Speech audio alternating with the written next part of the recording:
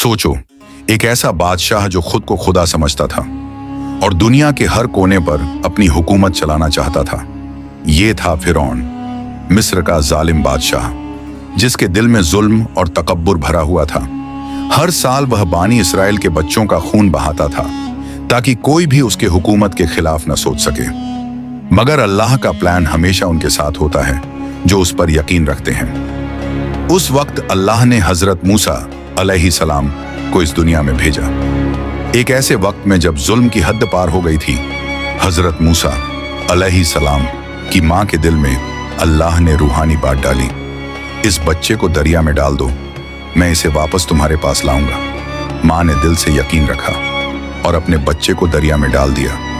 पानी का सफर उसके लिए सिर्फ एक इम्तिहान था, मगर अल्लाह के प्लान में यह सिर्फ शुरुआत थी। दरिया का पानी उस बच्चे को फिरौन के महल तक ले गया। वहां फिरौन की बीवी हजरत आसिया रजी अल्लाह अन्हा ने कहा, यह मेरी और तुम्हारी आंखों की ठंडक है। जिस बच्चे से फिरौन डरता था, उसको अपने घर पाल लिया गया। अल्लाह का प्लान समझो, हर जुल्म करने वाले को अल्लाह की प्लानिंग से बचाया जाता है। जवानी में हजरत मूसा अलैहिस्सलाम को नबी बनाया गया। अल्लाह ने हुक्म दिया कि फिरौन के पास जाओ, क्योंकि वह हद से बढ़ चुका है। हजरत मूसा अलैहिस्सलाम ने कहा कि मेरी जबान भारी है, हजरत हारून अलैहिस्सलाम को मेरे साथ भेज दो। अल्लाह ने दोनों को मदद का वादा किया। फिरौन के पास पहुंचकर हजरत मूसा अलैहिस्सलाम ने कहा, अल्लाह का पैगाम सुनो और जुल्म से रुक जाओ, तुम्हारा ईमान न लाने का अंजाम बर्बादी है। फिरौन ने जवाब दिया, मैं कभी ईमान नहीं लाऊंगा, और लोगों पर जुल्म जारी रखा।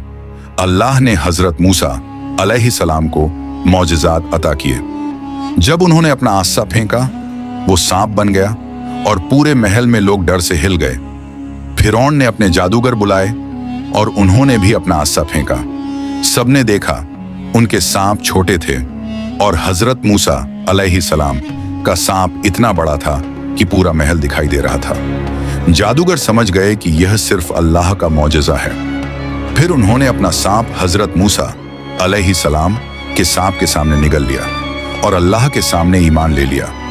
फिरौन गुस्से में था। उसने धमकी दी कि अगर लोग ना माने तो उनका कत्ल कर दिया जाएगा। मगर बानी इजराइल का ईमान मजबूत था। अल्लाह ने हुक्म दिया कि रात के वक्त बानी इजराइल को निकाला जाए। समुंदर के सामने लोग घबरा गए, लेकिन हजरत मूसा अलैहिस्सलाम ने कहा, मेरा रब मेरे साथ है। हजरत मूसा अलैहिस्सलाम ने अपना आस्सा समुंदर पर मारा और समुंदर दो हिस्सों में विभाजित हो गया। बानी इजराइल आसानी से पार हो गए, मगर फिरौन पीछे रह गया। जब फिरौन बीच समुंदर में था, समुंदर बंद हो गया और वह डूब गया। मरने से पहले उसने कहा, मैं ईमान लाया। अल्लाह ने फरमाया, अब जब पहले न माना, जुल्म चाहे कितना भी बड़ा हो, अल्लाह का प्लान उससे हमेशा बड़ा होता है। अगर ये वाकया दिल तक पहुंच गया तो अभी चैनल सब्सक्राइब कर दो।